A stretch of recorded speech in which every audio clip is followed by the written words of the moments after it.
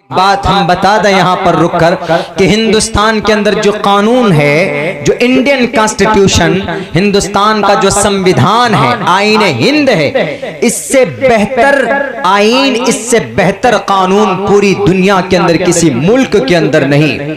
Doctor Bhimrao Ambedkar ने 55 मुल्कों का दौरा किया था।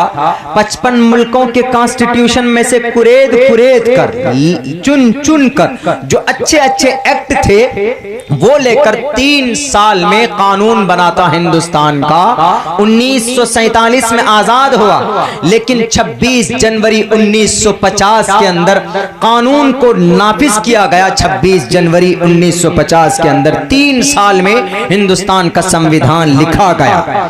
3 साल के अंदर सिर्फ इसके संशोधन का काम चला कि कौन से अच्छे एक्ट हैं दाखिल होना चाहिए, कौन सा नहीं दाखिल होना चाहिए। तो ये बात दावे के साथ पूरी दुनिया के लोगों को हम शान के साथ बता सकते हैं कि we have a great constitution, we have a authentic संविधान, कि हमारे पास दुनिया का सबसे खूबसूरत कानून है, संविधान है। लेकिन कुछ नफरत के पुजारी, लेकिन कुछ शिद्दत पसंद लोग, लेकिन कुछ इस धरती के ऊपर रावण राज करने वाले, रावण राज करने वाले हैं, वो राम राज करने वाले नहीं हैं।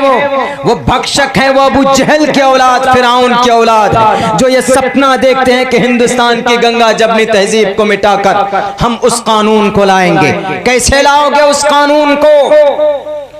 जब तुमसे सवाल कर बैठेगा कि जब सोने की चिड़िया का लक़ब देने वाला बाब अकबर बादशाह के जमाने के अंदर में जीडीपी 27% थी हिंदुस्तान की, उस वक्त हिंदुस्तान की जीडीपी को, हिंदुस्तान को मजबूत करने वाले लोग यही थे जिनको आज तुम भगाना चाहते हो, कभी एनआरपी का डर दिखाकर, कभी एनआरसी का डर दिखाकर, कभी देश का जल्लाद या देश का देशद्रोही कहकर।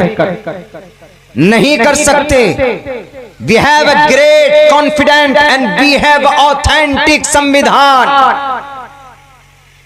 किसी के घर की, किसी के बाप की लिखी हुई चीज नहीं है संविधान को जो बदल